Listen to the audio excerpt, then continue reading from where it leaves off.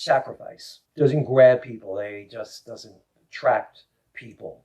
And yet sacrifice is the key to everything. Uh, Father Bob Cormier used to always do this. He would say, I want you to imagine, and I'd like you to imagine, that you've just gotten a hold of a crazy amount of money. None of my business how you got it, okay? But you have come into some major money, and you cannot walk around with it. You can't even keep it safely in your home. You got to get into a bank. So you decide, I'm going to the bank and deposit all this money. As you walk out the front door to go to the bank, your best friend is walking up the path towards your door and says, hey, let's hang out. And you're like, got to go to the bank. And your friend is like, I'll come with you. No problem. Gives us a chance to hang out. So you and your friend are walking towards the bank. And then you get into the bank, and of course there's a long line, but you don't really care because you're using the time to catch up with each other. And you're just waiting online, and all of a sudden, storming into the bank is a couple of guys in ski masks, waving guns. And it looks like this is the real deal. And they start screaming, everybody down, don't mess with us. And everybody, you, your friend, everybody just gets down on the floor.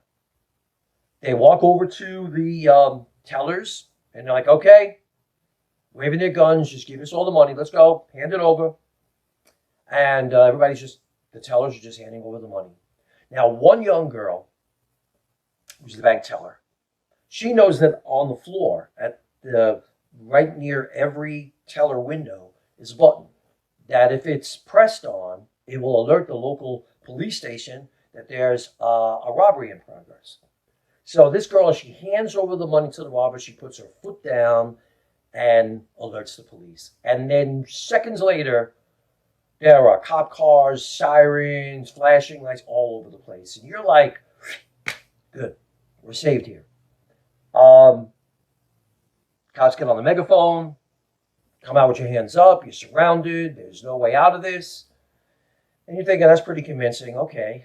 And then what happens is these bank robbers, you surprise you, and they're like, they scream back out at the cops, no, you go away because we got hostages and we're not afraid to kill them.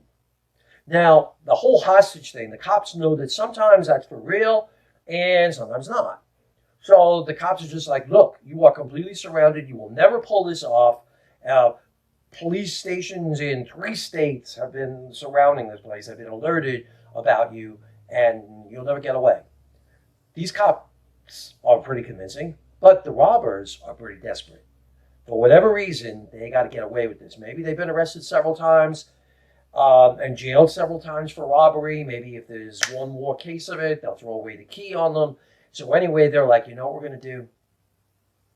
We're going to kill one of these people, throw the body out in the street, and then the cops will know we're not fooling around. So the cops are eyeing everybody on the floor, and they come to you. And they get the gun ready to put it to your head, and your friend jumps up and says, no, don't you dare touch them. You have to take somebody here, you take me. And you're like, can't believe that your friend did this, but the robbers are like, hey, a dead body is a dead body. So they take the gun and put it to your friend's head, pull the trigger. In the gunshot going off, the cops storm the place from the back and all the other sides, arrest these guys, but your friend is laying there dead. If that happened to you, you would never be the same. And I can tell you exactly how your life would change. One, you would probably never stop telling people about what your friend did for you. There would be a moment in your life that you would just want everyone to know that you had a friend that loved you that much. Second thing that would happen would be, I don't think you'd ever get down on yourself again. I think you'd never consider yourself worthless because you'd be like, I have a friend for whom I was worth dying for. And the third thing, I think that you would become a very generous person. I think you would be so happy to be alive, that your friend was so generous in sacrificing their life for you, that you would just give so freely, never expecting anything in return. You would just be that person, that giving, loving, generous person, never holding back. Well, in case it hasn't hit you yet, you do have a friend who gave their life for you. That's who Jesus is, and that's what he did. And so you're invited today to make those changes in your life, to really tell people about the great love that Jesus has and his sacrifice for all of us.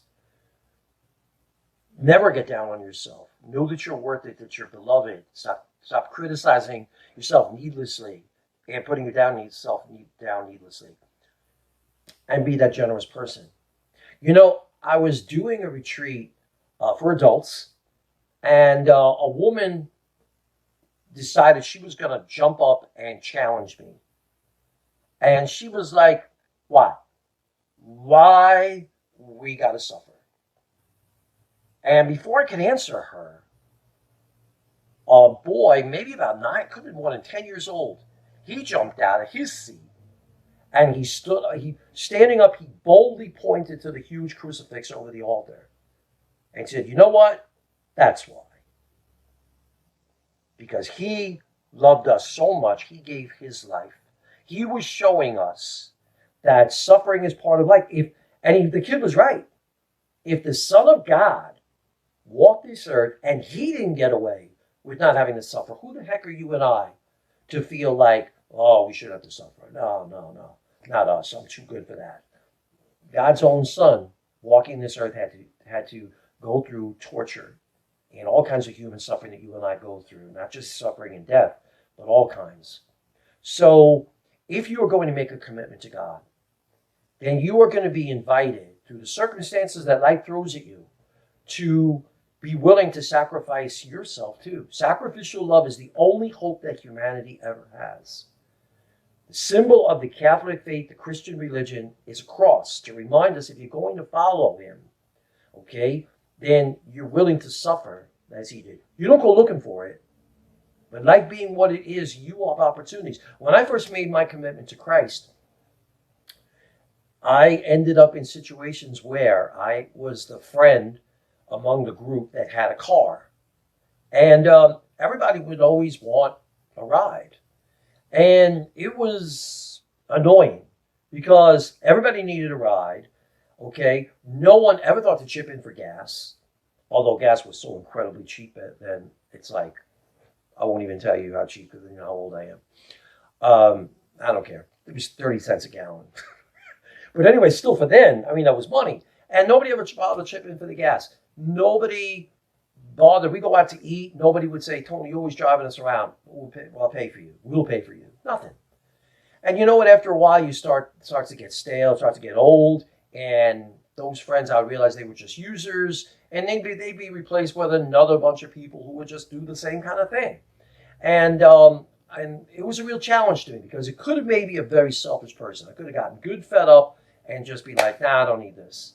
But that's going to be part of it. At the same time, I want to say to you, it's never any good to enable somebody to just be a selfish user. Sometimes you have to pray about it, and the person might need to cut them loose, or at least tell them their behavior's got to change. Okay, because sometimes that's not good either. Okay, so sacrifice is, the law of the universe. Good things only happen if someone is willing and able to sacrifice. And it's the example of Jesus, but it's also the example of your mother.